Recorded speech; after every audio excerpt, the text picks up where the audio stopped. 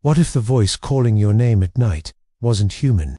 There's a small village near Murray, surrounded by dense pine forests. The villagers tell a story about the Whisperer, a spirit that lures people out of their homes at night by mimicking the voice of their loved ones.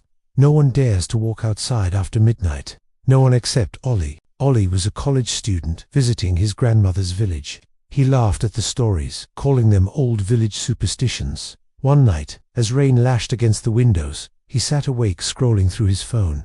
The power had gone out, and the only light came from his dying battery. That's when he heard it, a soft knock on the door. Then, his mother's voice, "Ollie, Beta, open the door." His heart leaped, but then he remembered his mother was in Karachi, hundreds of kilometers away. He froze. The voice came again, louder, this time urgent. "Ollie, it's me. Open the door." The wooden door rattled as if someone was pushing it. Terrified, Ali grabbed the oil lamp from the table and whispered a prayer. He crept to the door and asked, "Ami, is it really you?" The voice outside laughed low, guttural, not his mother's laugh at all. He stumbled back, knocking over the lamp. Shadows stretched across the walls as the flame flickered wildly. Then came silence. Ollie tried to calm his racing heart. Maybe it was just his imagination. But suddenly, from the back window, he heard his grandmother's voice, "Ali, come here, quickly." His blood ran cold. His grandmother was asleep in the next room.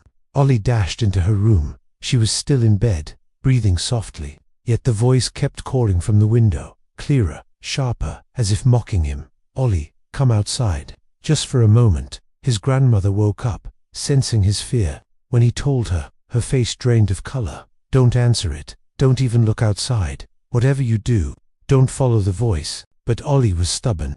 He didn't want to admit he was afraid. He gripped his phone, switched on the weak flashlight, and moved toward the window despite his grandmother's warnings. Outside, between the trees, he saw a figure.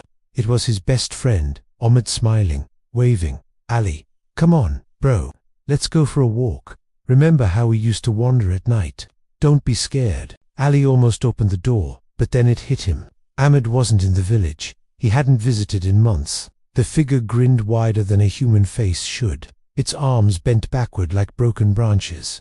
And then, in Ahmed's voice, it whispered again, "Ollie, if you don't come out, we'll come in." At that moment, the front door began to creak open on its own.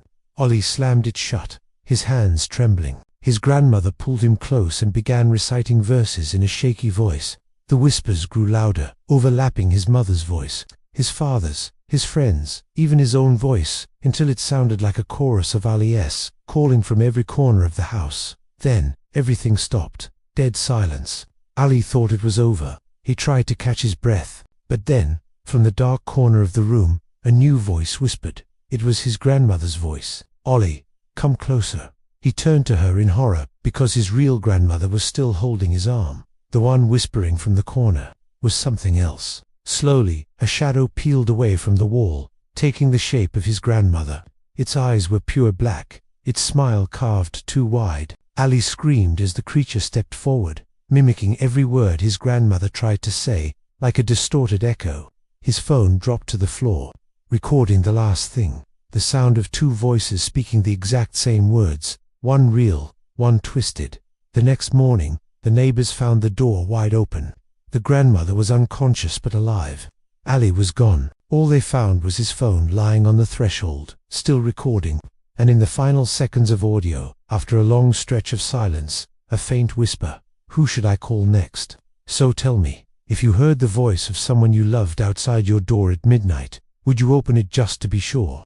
Or would you ignore it, knowing it might not be them at all? Drop your answer in the comments, because tonight, if you hear a familiar voice calling your name, it might not be human.